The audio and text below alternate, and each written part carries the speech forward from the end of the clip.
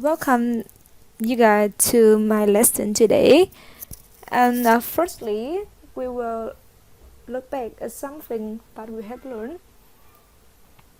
We have learned about some simple electric circuits, and as students have known, the only way to produce an electric current is using a battery like this. And the component inside this battery is chemical. This simple electric circuits is enough if we deal with some more circuits like the circuits inside your toys or the clock like that. But what should we do if we have to deal with a large scale? For example, we have to distribute electricity for million houses in a city like that. Can we use a giant battery? And the answer is no, because it will be a mess if we use too much chemical. So we cannot use battery in this case. So now our mission is going to explore how to produce electricity without using battery. To begin with this idea, I will remind you something that we have learned about magnetism.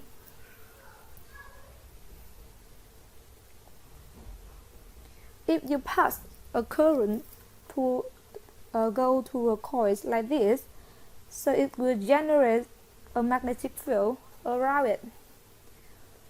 Or in another word, we can say a current can generate a magnetic field. Okay, but in reverse side, can magnetic field create a current?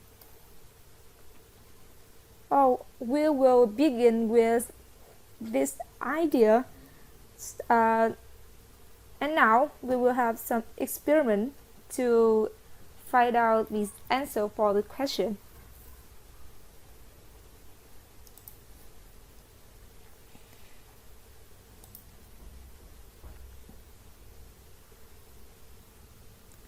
Okay, to have an experiment, we have to prepare something.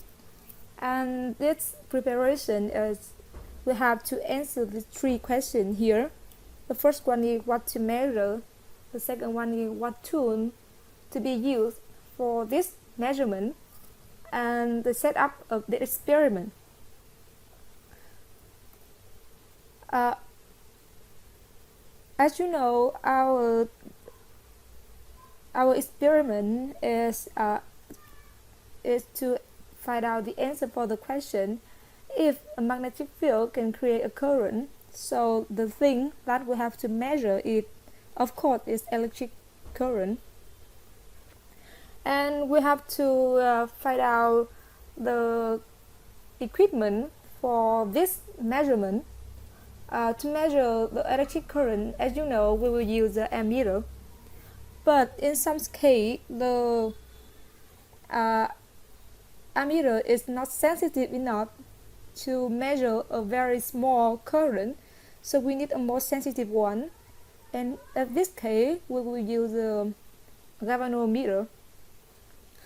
And of course, to have to electric current to go through, so we need a coil or a frame of wire. We need one more thing to create a magnetic field, and at this case we will use a bar magnet to create magnetic field. And this circuit will set up like this. We will have a coil, and we will connect this coil to the galvanometer. And in this figure, we can see the galvanometer have a center 0 point like this, and there is a needle of the galvanometer. If the needle point to 0 center, it means that there's no current go through this coil. And if this needle moves to the left or to the right, it means that there is a current that go through this coil, and the direction of the needle is also can show the direction of the current go through this coil. And here we also have a bar magnet. Okay.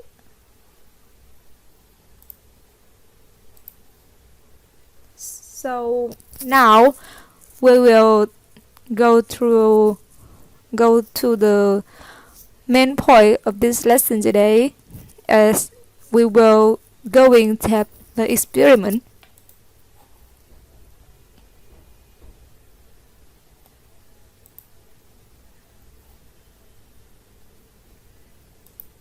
And here is the setup of the experiment.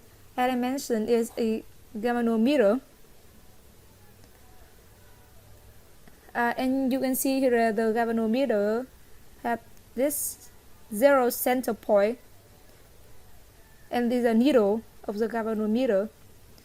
We also have this coil and the bar magnet.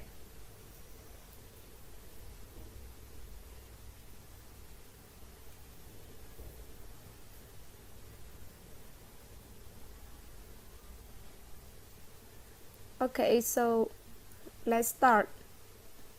The first thing we will do is connecting the coil and the galvanometer by conducting wire.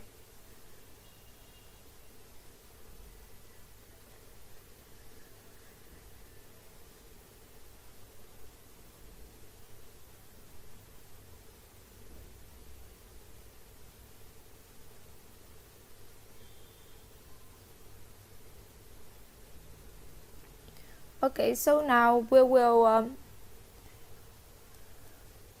there's something we will do with this bar magnet. As you know, around the bar magnet is magnetic field, and now we will observe if the magnetic field around this bar magnet can create the current go through this coil.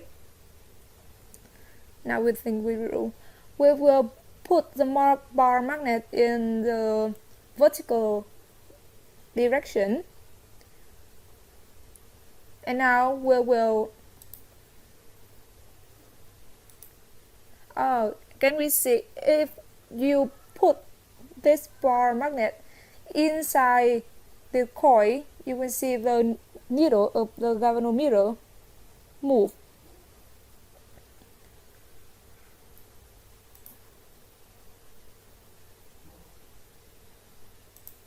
Okay.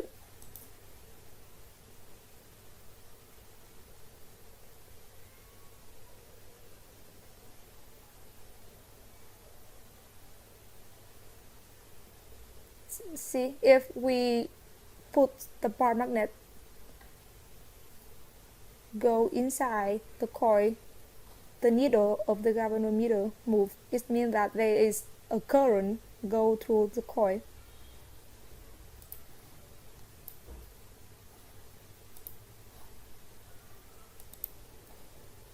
Okay, but if we keep the bar magnet stay addressed inside the coil, you can see there's no current. But if we move the bar magnet out of the coil, there is a current.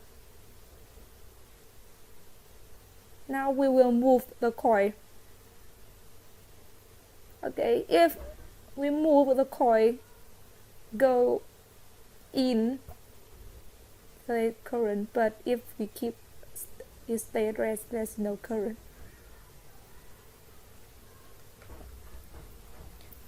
Now we'll do it again.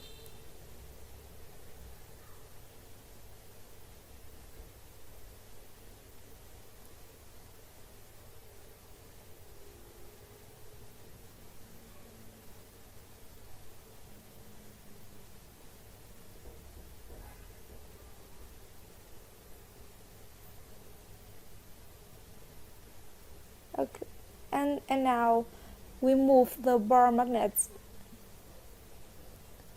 but the bar magnet is outside of the coil,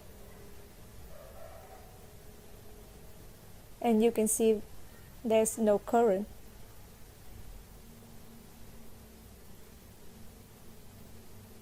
Now we move the magnet, but in other direction. We turn it over and over.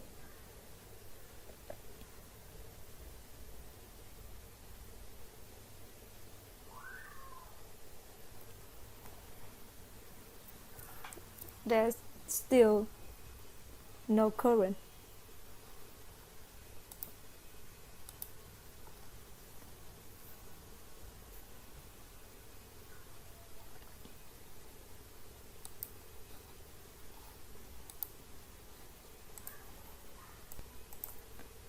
And if after this experiment, you can have a conclusion that there is a current if we have the relative motion between the coils and the magnet.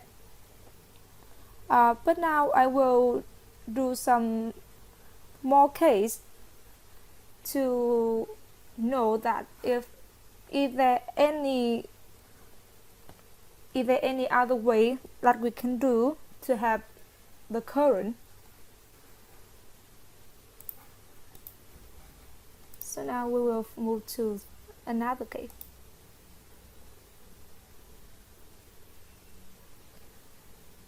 In this experiment, we still have the galvanometer to measure the current, and we have more a little bit different from the first one. If we will use the frame of wire, and this frame of wire have the rope inside, and this rope can move. We can move this rope to change the shape of this frame.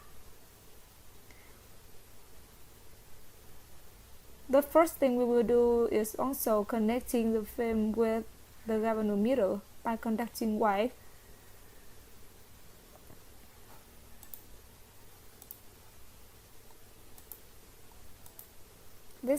And we can use this rope to deform the frame. Here is iron segment. It also work like the bar magnet. Okay, now when we turn the frame of wire around, we can see that there is a current.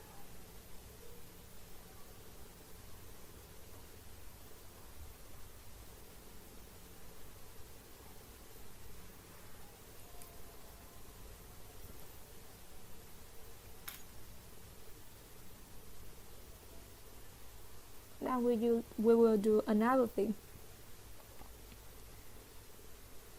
Is we use the rope to change the shape of the frame, and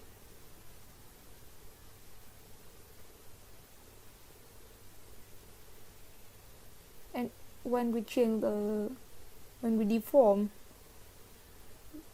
the frame, we can see there is a current.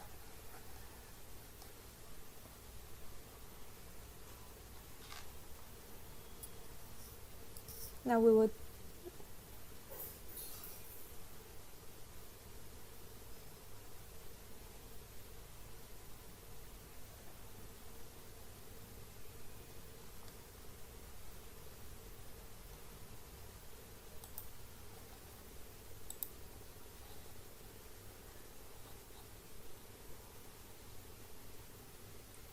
okay, so in conclusion, we will have 3K that we have the current, and we call that is induced current. And 3 cases is, the first one is the relative motion between the coil and the magnet. The second one is the change of the area, and the third one is we change the angle between the magnetic field and the coil. You can see here, if we look more closely in this case, we can see if there is a relative motion between the coil and the bar magnet, it means that there is a change of magnetic field that go inside the coil.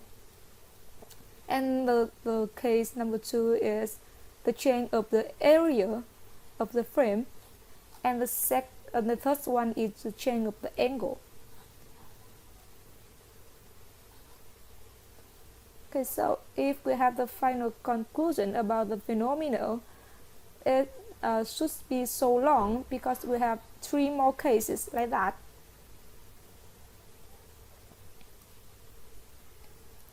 So this leads to a very new physical quantity. We call that a magnetic flux. And this magnetic flux is we can have a definition is the number of magnetic light passing through the closed surface. And the quantity of this magnetic flux is here is a magnetic field. Here is the area of the frame, and here is the angle between the magnetic field and the frame. The unit of magnetic flux will be. Okay, so look back at this result that we have is magnetic field, area, and the angle. We can have the final conclusion for this phenomenon is the electromagnetic induction is the production of an electromotive force across an electrical conductor in a changing of magnetic flux.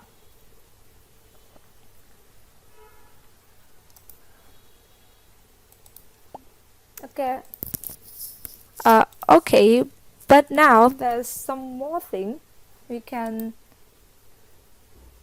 have. So let's look back the experiment,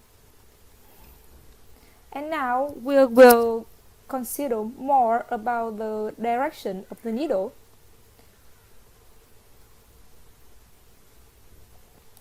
Okay, at this case you can see that the needle move to the right.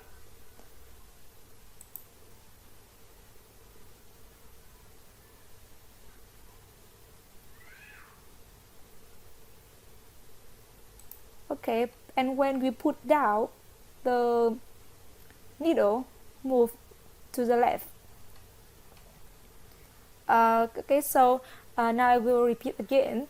If we put the coil inside, we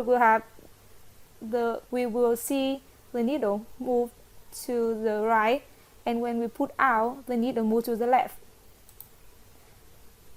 But now we turn the coil over and repeat the experiment. First one is we will move the coil inside the bar magnet.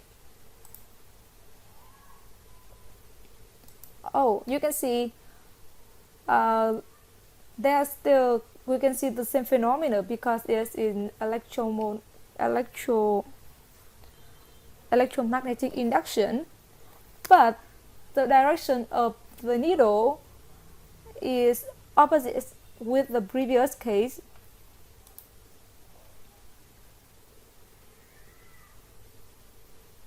And when we put down, you can see that it's also in opposite direction with previous case. It means that there's is a different direction for each case, and so the question is if we can determine the direction of the induced current.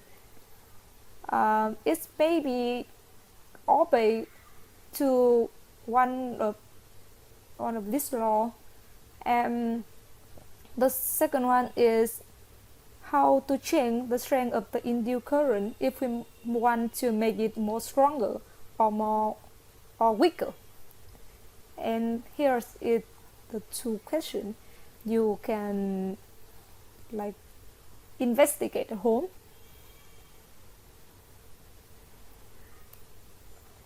Here is this is the end of our lesson today. Thank you for listening.